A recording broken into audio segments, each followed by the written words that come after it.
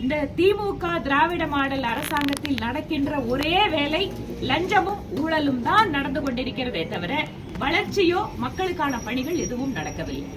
பெண்களுக்கு குறிப்பாக பாதுகாப்பில்லாத ஒரு மாநிலமாக தமிழகம் மாறிக்கொண்டிருக்கிறது. ஒவ்வொரு நாளும் பெண்களுக்கு எதிரான வன்முறைகள், கொலை, கொள்ளை, சட்டம் ஒழுங்கு சீரழிவு என்று தமிழகம் அழிவுப்பாதையில் சென்று கொண்டிருக்கிறது. மாநிலத்தினுடைய முதலமைச்சர் மக்கள் மகிழ்ச்சியாக இருக்கிறார்கள் அப்படின்னு அவர் கற்பனை உலகத்தில் இருக்கிறார்.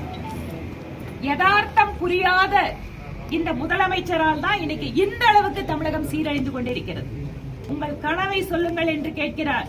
எங்களுடைய ஒரே கனவு திமுகவை வீட்டுக்கு அனுப்புவதுதான் எங்களோட ஒரே கனவு என்று நாங்க சொல்லிட்டு இருக்கோம். திமுகவை தோற்கடிக்க வேண்டும்.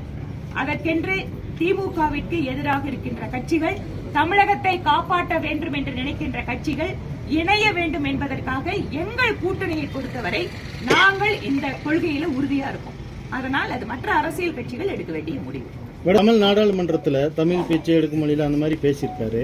அதை நீங்கள் எப்படி பார்க்குறீங்க மேடம்?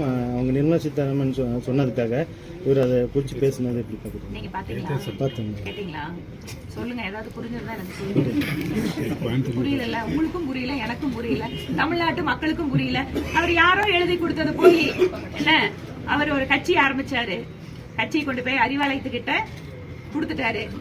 அவர் கூட வேலை செஞ்ச, அவரோட கட்சியில அவரை நம்பி லட்சக்கணக்கில் செலவு செஞ்ச, கோடிக்கணக்கில் செலவு பண்ண, உழைத்த, அந்த கட்சிக்காக உழைத்த எல்லாத்தையும் அம்போன்னு விட்டுட்டு எல்லாத்துக்கும் துரோகம் பண்ணிட்டு ஒரு எம்பி சீட்டை வாங்கி உள்ள போய் யாருக்கும் புரியாம பேசுறதா அவரோட வேலை. அவங்க ஏதாவது தேர்தல் வாக்குறுதிகளை இந்த மாதிரி கொடுத்தத நிறைவேற்றினாங்களா? நேத்துங்க சத்துணவு ஊழியர்கள், அங்கன்வாடி ஊழியர்கள், பெண்கள் ஆயிரக்கணக்கில் போராடி கொண்டிருக்கிறார்கள். நேத்தெல்லாம் வெடிய கோயம்புத்தூர்ல என்னோட தொகுதி அலுவலகம் முன்பாகத்தான் போராட்டம் நடத்திட்டு இருக்காங்க. இரவுல கூட அந்த போராட்டம் தொடர்ந்துட்டு இருக்கு. இன்னைக்கு காலையில அவங்களே தெருவில் வச்சு சமைச்சு சாப்பிடக்கூடிய சூழ்நிலைக்கு இன்றைக்கு அவர்களை தள்ளி இருக்கிறது இந்த திமுக அரசு. மேடம், கட்சி தலைவர் நயினா நாகேந்திரன், அண்ணாமலை அவங்களுக்கு இடையில ஏதாவது இடைவெளி இடைவெளி இல்ல, நல்லா பக்கமா அருகே. நீங்க கரெக்டா இருக்கீங்க. நாங்க மட்டும் இல்லைங்க, நான் இந்த மாதிரி சொல்றேன். இந்த மாதிரிதான் எல்லாரும் நல்லபடியா இருக்கும். எந்த இடைவெளியும் கிடையாது. உட்காருகின்ற இடத்திலேயும் இடைவெளி இல்லை, மனதிலேயும் இடைவெளி இல்லை.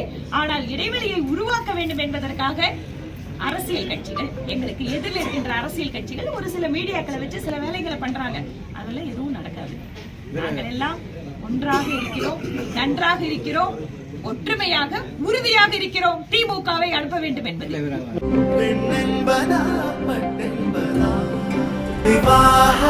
மணப்பெண்ணின் பிரத்யேகமான திருமணம் விவாஹா தி சென்னை சில்க்ஸ்.